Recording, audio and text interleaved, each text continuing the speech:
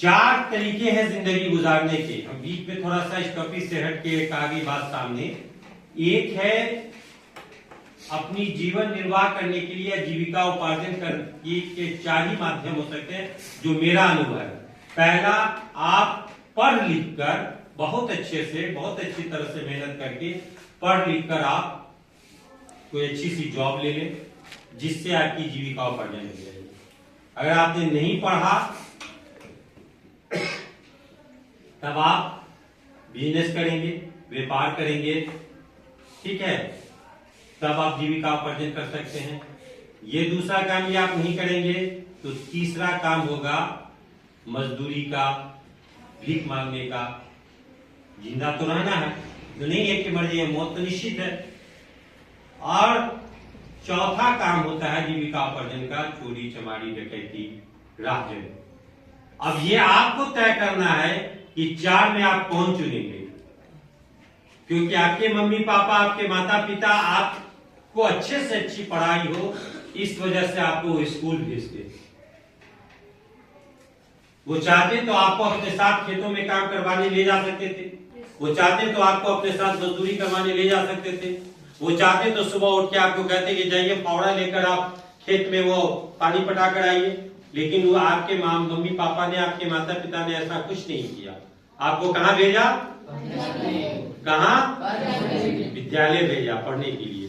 सरकार, हमारी सरकार भी है, वो आप पर 4000 से अबव पर मंथ खर्च होते हैं आप पर, वो कर रही है।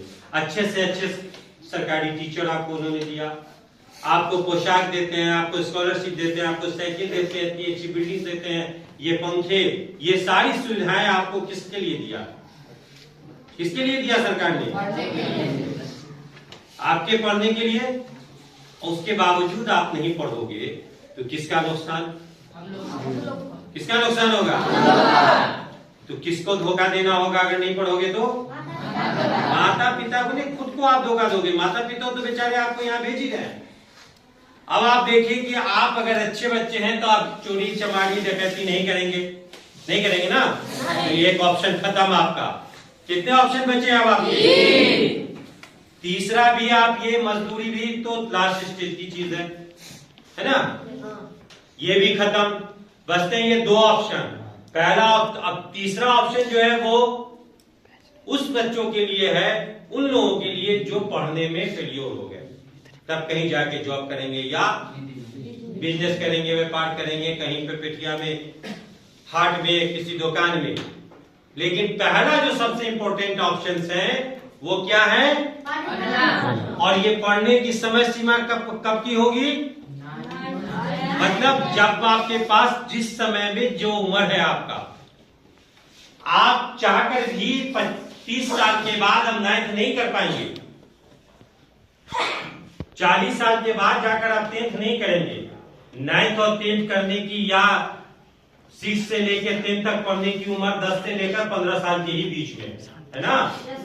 और उसमें भी 9th, 10th, 11th, 12 जिन बच्चों ने ये 4 साल मेहनत कर लिया, जैसे मैं हमेशा बोलता हूं 4 साल बनाम 60 साल, 4 साल बनाम 60 साल। जिसने 4 साल मेहनत किया वो पूरी एवरेज लाइफ भारत की, इंडिया की है 60 से 65 साल। तो जिसने 4 साल मेहनत कर लिया आज, वो 65 साल यानी अपनी पूरी जिंदगी, जितनी जिंदगी उसकी भगवान ने लिखी है, वो पूरी जिंदगी आराम करेगा। 4 साल मैं इसलिए बोलता हूं कि 4 साल मैं इसलिए बोलता हूं कि 1 साल 9th आ गया, 1 साल 9th आ गया, 1 साल 9th, दूसरा साल, तीसरा साल, चौथा साल। अब ये 4 साल बेस्ट है। जिस बच्चे